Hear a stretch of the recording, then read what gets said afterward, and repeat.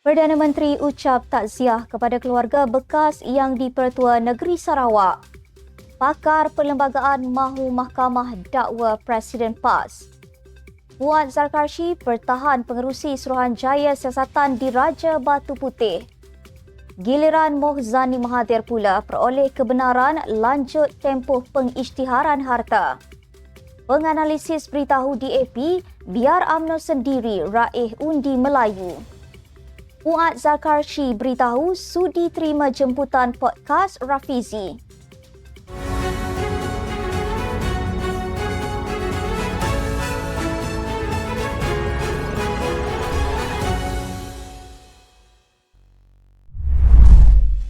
Bismillahirrahmanirrahim. Assalamualaikum warahmatullahi wabarakatuh.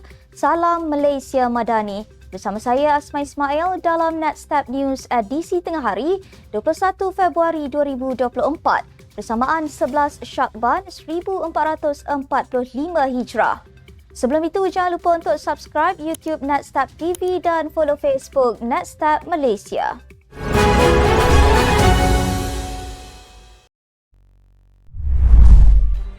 Perdana Menteri Datuk Seri Anwar Ibrahim menzahirkan takziah kepada seluruh ahli keluarga bekas yang di-Pertua Negeri dan Ketua Menteri Sarawak, Tun Abdul Taib Mahmud yang meninggal dunia pagi ini. Menerusi satu hantaran di media sosialnya, berkongsi kesedihan atas pemergian beliau sekitar jam 4.28 pagi tadi. Beliau mewakili pentadbiran Kerajaan Madani mengucapkan takziah kepada keluarga Allahyarham dan rakyat Sarawak. Tambah beliau, segala jasa dan bakti Allahyarham kepada negara dan negeri Sarawak akan sentiasa dikenang buat selamanya. Allahyarham Abdul Taib menghembuskan nafas terakhir di Cardiac Vascular Central Kuala Lumpur, CVSKL, pada usia 87 tahun. Berita duka pemergian pemimpin itu disahkan oleh Timbalan Perdana Menteri Datuk Seri Fadilah Yusof.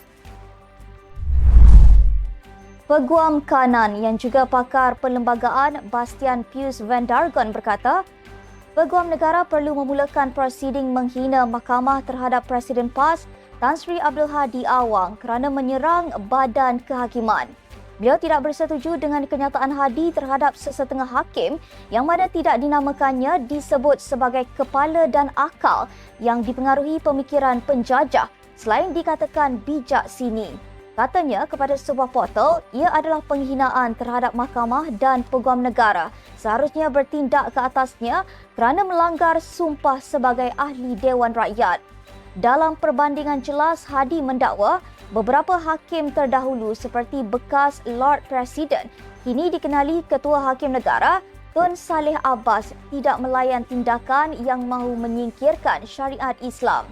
Kenyataan Hadi itu susulan keputusan Mahkamah Persekutuan pada 9 Februari lalu membatalkan 16 enakmen Kanun Jenayah Syariah _1 Kelantan 2019 atas alasan bercanggah Perlembagaan Persekutuan. Van Dargon mengambil maklum bahawa Hadi yang menjadi ahli parlimen sejak 1986 berulang kali mengangkat sumpah bagi memelihara, melindungi dan mempertahankan Perlembagaan Persekutuan Undang-Undang Tertinggi Negara. Ahli Majlis Kerja Tertinggi MKT UMNO, Datuk Dr. Muhammad Fuad Zarkarshi mempertahankan pengerusi Suruhanjaya Siasatan Diraja Batu Putih, Tun Mat Raus Sharif, yang di-Pertua Dewan Undangan Negeri Johor itu berkata, mantan Perdana Menteri Tun Dr. Mahathir Mohamad yang mempunyai konflik kepentingan dalam isu tuntutan wilayah melibatkan Malaysia dan Singapura. Fuad turut menyenaraikan beberapa tindakan Mahathir yang dianggap adalah konflik berkepentingan. Berhubung dengan isu Pulau Batu Putih pula, Fuad turut mengemukakan soalan kepada Mahathir. Beliau mempersoalkan mengapa isu itu tidak dibawa ke Kabinet dan perlu membuat keputusan tergesa-gesa. Suruhanjaya yang diketuai Raus akan menyiasat tindakan mantan Peguam Negara Tan Sri Idrus Harun dan Dr. Mahathir Mohamad yang memutuskan untuk menarik balik rayuan tuntutan ke atas Pulau Batu Putih. Seorang lagi anak kepada bekas Perdana Menteri Tun Dr. Mahathir Mohamad, Tan Sri Mohzani Mahathir, telah mendapat kebenaran untuk melanjutkan tempoh pengisytiharan harta kepada Suruhanjaya Pencegahan Rasuah Malaysia SPRM. Difahamkan SPRM memberikan lanjutan 30 hari sama seperti Tan Sri Mirzan Mahathir. Perkara itu disahkan Ketua Pesuruhjaya SPRM Tan Sri Azam Baki ketika dihubungi sebuah portal.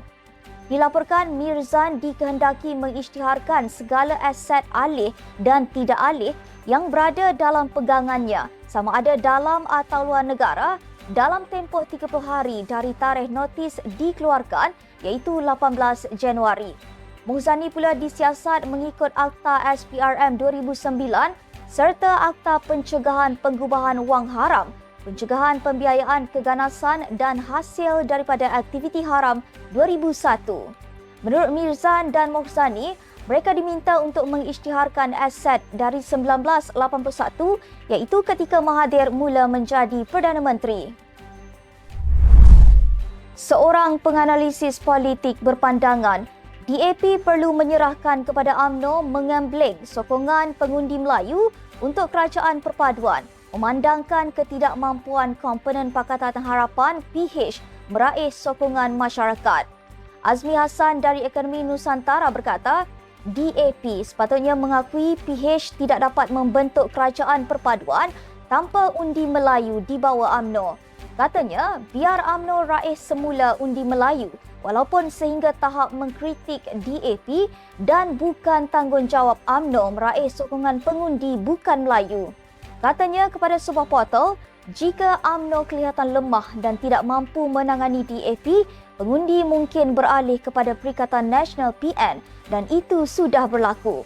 Pada 14 Februari lalu, Ahli Parlimen Raup Chow Yu Hui daripada DAP mengingatkan UMNO risiko hilang pengundi Melayu jika berterusan dengan pendekatan konservatif.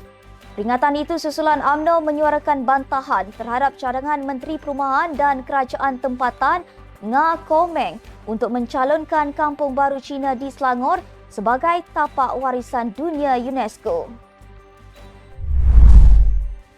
Ahli Majlis Kerja Tertinggi MKT UMNO, Datuk Dr. Muhammad Fuad Zarkarshi memberitahu, beliau sudi menerima jemputan Rafizi Ramli ke podcast beliau yang bakar menteri. Menerusi kenyataan di laman Facebook, beliau terlebih dahulu mendoakan agar Rafizi cepat sembuh dan kembali bertugas seperti biasa. Fuad berkata, beliau pernah berdebat dengan Menteri Ekonomi itu dan ia bukan perkara baharu.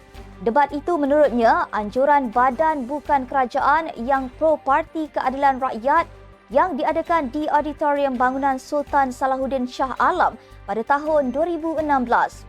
Ketika itu, semua panelis pro PH termasuk Dr. Zulkifli Ahmad yang kini Menteri Kesihatan, Rafizi Ramli, Menteri Ekonomi dan Profesor Muhammad Abu Bakar pro PKR, manakala Dr. Mazli Malik bertindak sebagai moderator. Sekian sahaja untuk edisi tengah hari ini. Ikuti perkembangan semasa isu-isu panas politik Malaysia setiap hari hanya di Netstat News. Jangan lupa untuk follow Facebook Netstat Malaysia dan subscribe YouTube Netstat TV. Netstat Malaysia menjangkau informasi mengorak inspirasi. Saya Asma Ismail. Assalamualaikum dan salam sejahtera.